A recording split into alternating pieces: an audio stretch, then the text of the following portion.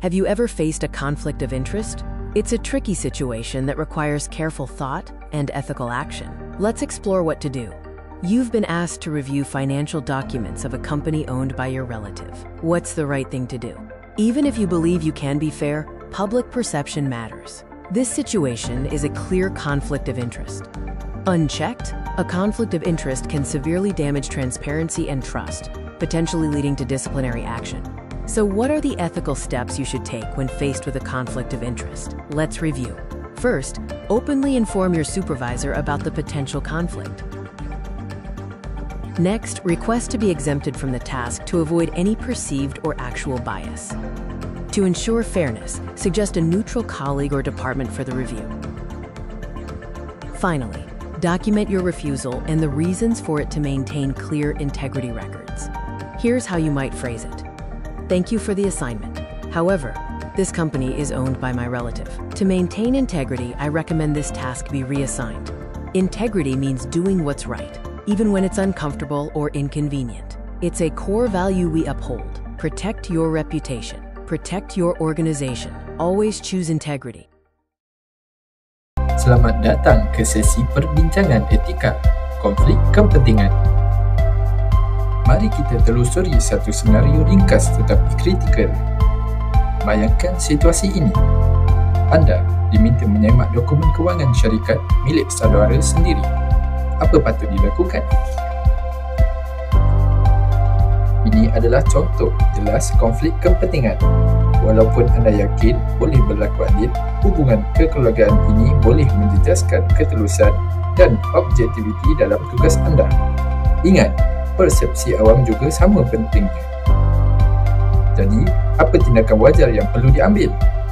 Pertama, anda perlu maklumkan kepada penyelia anda tentang hubungan tersebut secara terbuka. Seterusnya, mohon pengecualian daripada tugasan dan cadangkan pegawai lain yang tiada kaitan untuk mengambil alih. Akhir sekali, pastikan anda catatkan penolakan tugasan ini secara rasmi sebagai rekod integriti anda. Sebaliknya, ada perkara yang perlu dielakkan sama sekali. Jangan sesekali menyemak dokumen itu secara senyap walaupun dengan alasan saya boleh berlaku adil. Elakkan memberi sebarang kelebihan atau kelonggaran kepada syarikat saudara anda. Dan yang paling penting, jangan sesekali menyembunyikan hubungan tersebut daripada pengetahuan jabatan anda. Tindakan ini berlandaskan beberapa prinsip etika yang utama. Amanah, menjaga kepercayaan organisasi anda. Telus, bersikap terbuka tentang potensi konflik. Bertanggungjawab, mengambil tindakan yang melindungi reputasi jabatan dan integriti tugas anda.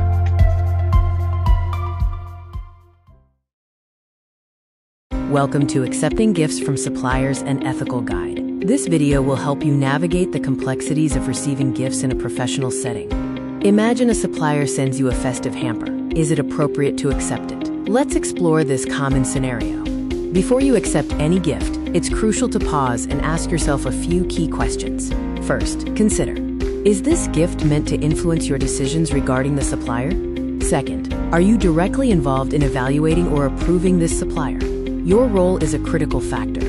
Finally, does the gift exceed your organization's allowed value? Many companies have strict policies on gift value. Accepting gifts, even with good intentions, carries several risks that can harm your professional reputation and your organization. One major risk is perceived bias. Accepting gifts can make it appear that your decisions are not entirely objective or fair. It can also lead to unintended conflicts of interest, where your personal gain from the gift clashes with your professional duties. Furthermore, accepting gifts might result in breaches of internal company policy, which can have serious consequences. So what's the best course of action when faced with a gift from a supplier? Here's a clear guide. First, politely decline the gift with professionalism. A firm yet courteous refusal is always best. If the gift is for the entire department and not just you, report and declare it officially to ensure transparency. Always refer to your organization's specific gift policy for guidance. This document is your ultimate resource. Here's a sample dialogue you can use. Thank you for the kind gesture, but I must respectfully decline in line with our integrity policy. Remember the core values that guide us: trust, transparency, responsibility, and fairness. These are the pillars of ethical conduct. In every interaction, be gracious, be transparent, and always choose integrity. Your reputation and your organization's ethical standing depend on it. Senario kita kali ini ialah seorang pembekal menghantar hamper sempena musim perayaan. Adakah wajar menerimanya? Sebelum membuat keputusan, kita perlu berfikir terlebih dahulu. Tanyakan pada diri anda soalan-soalan etika ini. Yang pertama, adakah pemberian ini bertujuan ikhlas atau mempengaruhi keputusan kerja anda? Yang kedua, adakah anda terlibat secara langsung dalam penilaian, pembayaran atau kelulusan berkaitan pembekal tersebut? Yang ketiga, adakah nilai hadiah ini melebihi nilai yang dibenarkan dalam garis panduan jabatan? Menerima hadiah tanpa pertimbangan boleh menimbulkan risiko seperti persepsi berat sebelah atau pilih kasih, konflik kepentingan yang tidak disengajakan, dan pelanggaran etika atau peraturan dalaman.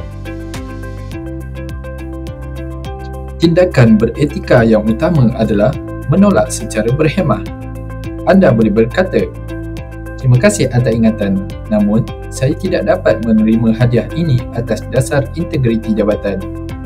Pastikan nada anda sopan dan profesional serta elakkan rasa bersalah.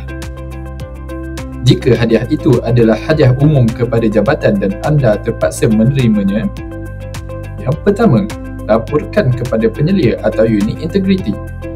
Yang kedua, isytiharkan penerimaan secara rasmi melalui borang atau email.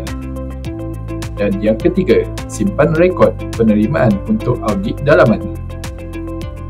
Sentiasa rujuk garis panduan jabatan mengenai penerimaan hadiah. Keputusan anda untuk menolak atau melaporkan hadiah ini disokong oleh prinsip integriti yang kukuh. Prinsip amanah, anda tidak membenarkan hadiah mempengaruhi keputusan. Prinsip telus, anda melaporkan sebarang pemberian secara terbuka. Prinsip bertanggungjawab, anda menjaga reputasi jabatan dan kepercayaan awam. Dan prinsip adil, mengelakkan layanan istimewa kepada mana-mana pihak. Prinsip ini turut selari dengan inspirasi hadis. Hadiah janganlah diambil kecuali dengan hak dan hadiah janganlah diberi kecuali dengan hak. Sentiasa utamakan integriti dalam setiap keputusan anda. Welcome to our guide on navigating internal information disclosure ethically. You've come across sensitive internal information. Should you speak up, and how? Unethical disclosure of internal information carries significant risks. These can lead to unfair bidding, legal violations, and severe damage to your department's reputation. Before you act, take a moment for ethical reflection. First, is this information truly confidential? Second, can I report it without exposing my source? These questions are crucial for making an informed and responsible decision. Here's how to respond ethically when faced with sensitive internal information. Speak privately if safe, or use official channels like your supervisor, integrity unit, or compliance officer. Always maintain a respectful and professional tone. If necessary, utilize anonymous reporting channels. Ensure your report is factual, based solely on real observations, not speculation. These values should always guide our actions when handling sensitive information. Integrity means protecting what's private for the sake of justice and accountability. Trust, transparency, responsibility, and fairness are paramount. Speak up wisely, protect confidentiality, and always uphold integrity. Thank you. Senario ini menguji keberanian dan integriti anda. Anda terdengar rakan sekerja membocorkan maklumat tender kepada pihak luar. Apa tindakan anda? Apabila berdepan situasi ini, fikir terlebih dahulu. Apakah implikasi kebocoran tersebut terhadap proses perolehan dan keadilan kepada pemidai lain? Adakah maklumat yang didedahkan itu bersifat sulit dan belum diumumkan secara rasmi? Bagaimana anda boleh bertindak tanpa menjejaskan hubungan kerja tetapi tetap menjaga integriti? Jika anda memilih untuk tidak bertindak, risiko besar yang timbul termasuk: yang pertama, ketidakadilan kepada pemidai-pemidai yang lain. Yang kedua, pelanggaran tata cara perolehan dan undang-undang. Dan yang terakhir, kerosakan reputasi bahagian kewangan dan organisasi.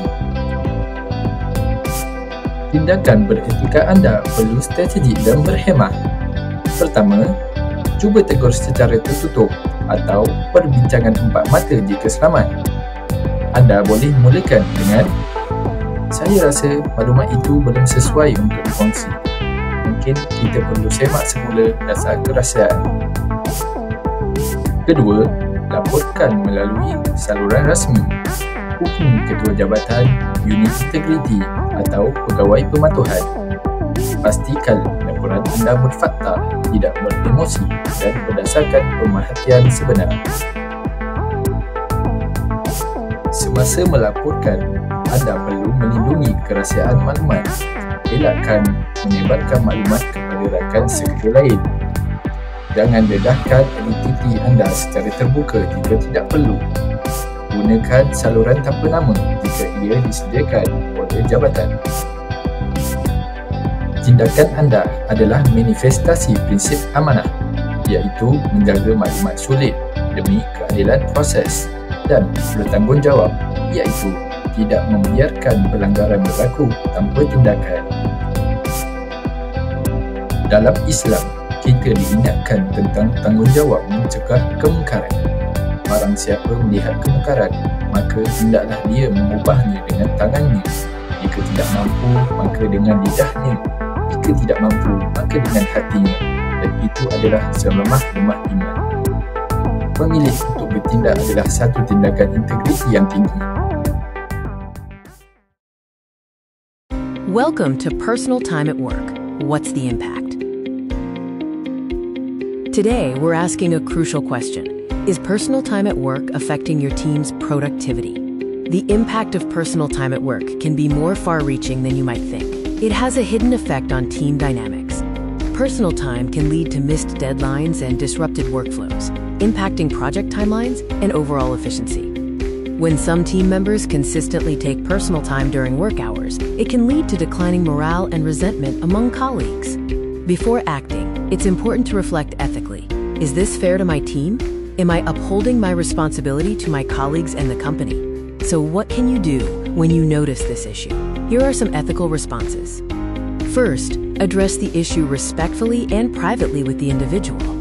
A direct, non-confrontational conversation is often the most effective first step. You can also raise it in team discussions as a general learning point, without singling out individuals, to promote open communication about time management. If patterns persist, refer the issue to your supervisors. Use official channels for feedback or support to ensure the issue is handled appropriately. Remember, our core values include trust, transparency, and fairness. Using office time wisely upholds these values for the good of all. To summarize, work with commitment, speak with empathy, and act with integrity. Thank you. Kita sampai ke senario etika yang keempat, penyalahgunaan masa. Senario kita ialah seorang staf menggunakan masa pejabat untuk urusan peribadi secara berlebihan. Perlukah ditegur? Sebelum bertindak, kita perlu fikir dahulu. Adakah penggunaan masa peribadi itu mengganggu produktiviti jabatan? Adakah tugas-tugas penting terbengkalai atau tertangguh akibat kelalaian tersebut? Kita juga perlu berempati. Adakah staf tersebut mungkin menghadapi isu peribadi yang memerlukan bantuan?